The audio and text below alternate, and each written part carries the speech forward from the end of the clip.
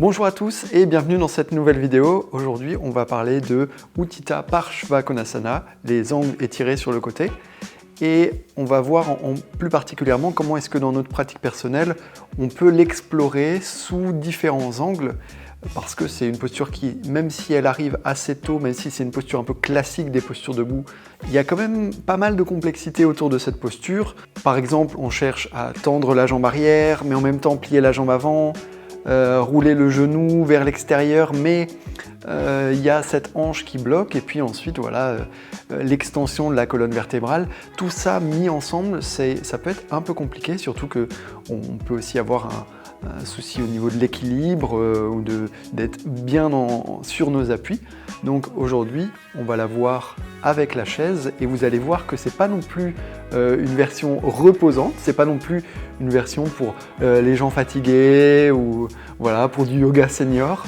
Vraiment, il y a une possibilité d'utiliser la chaise vraiment de manière active et pour développer sa compréhension de Utthita Parshva Konasana.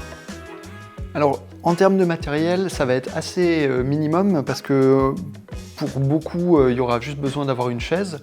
Mais après, si on est un peu petit par rapport à la chaise, il va être nécessaire de rehausser le pied. Si on est un peu grand, il faudra mettre quelque chose un peu plus sur l'assise pour rehausser la chaise. Mais par exemple, pour moi, cette chaise, elle va très très bien. Donc, j'aurai juste besoin de ça. Pour Utthita Parshva Konasana, la façon d'entrer dans la chaise aussi, c'est important. On va d'abord mettre la jambe avant et puis après on va tendre la jambe arrière. Je m'assois comme ceci. D'abord, je m'assure que la jambe est à angle droit, que le genou est ouvert sur le côté. Et ensuite, je tends la jambe arrière. Et ensuite, on va s'étirer sur le côté. Et on peut étirer le bras le long de l'oreille. Donc on voit qu'on est dans Utthita Parshva Konasana et que, comme je n'ai pas de problème pour parler dans cette posture, vous voyez bien qu'il n'y a aucune tension au niveau de l'abdomen, au niveau du bassin. Alors forcément, c'est une ouverture qui est forte quand même, mais sans contraction. Souvent, ce que les pratiquants font, c'est qu'on a tendance à serrer au niveau de l'abdomen, serrer au niveau du diaphragme. Donc là, on n'a pas du tout cette ambiance-là de contraction. On est supporté, donc on peut aller explorer d'autres choses. Alors c'est quoi d'autres choses? En premier, on peut explorer la pression du talon arrière. Lorsque je suis dans ma posture, je peux même mettre ma main sur ma hanche et je vais aller chercher comment est-ce que mon pied arrière se positionne et venir sur l'extérieur du talon arrière. Ou encore, on peut aller chercher la rotation du bassin, du tronc vers le plafond, avec la main sur la hanche et on enroule le coude dans le dos. Je peux garder ma tête de face ou si tout va bien pour la nuque, on regarde vers le plafond. Et aussi, on peut appréhender l'approche dynamique de la transition entre Virabhadrasana 2 et Utthita Parshva Konasana, comme ceci.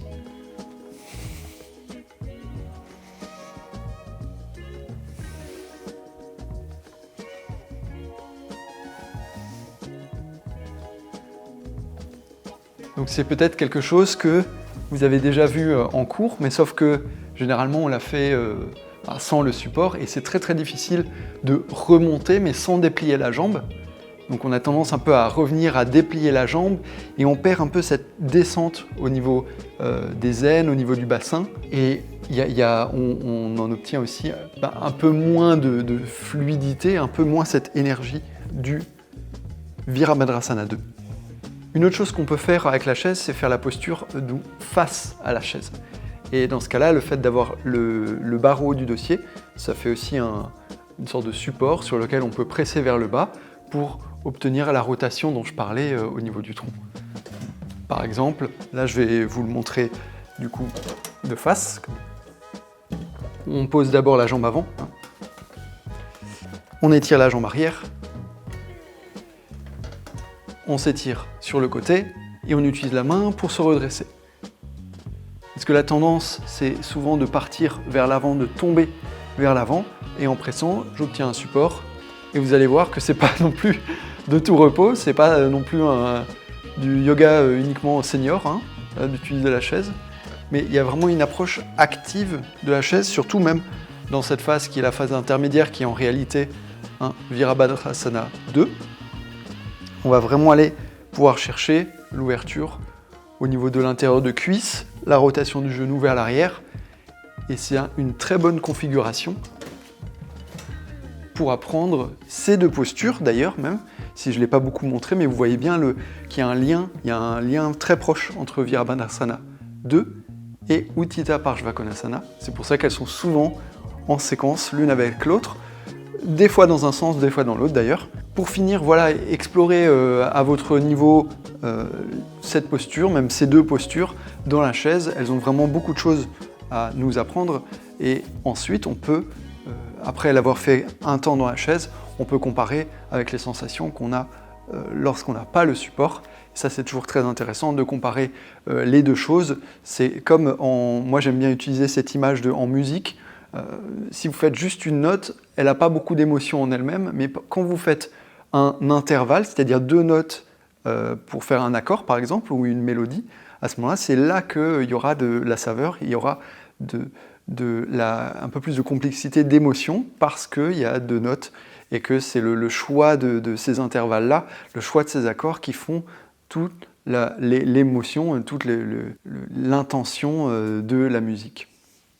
Et c'est même la même chose en yoga, lorsqu'on choisit une séquence, lorsqu'on choisit une posture puis l'autre, c'est souvent pour aller chercher leurs similitudes ou leurs différences, pour éveiller quelque chose après avoir établi une première base, un premier repère, une première marque. Voilà, c'est ce que j'avais envie de dire à ce sujet. Et voilà, donc explorer à votre rythme. J'ai fait aussi une autre vidéo sur Utthita Trikonasana.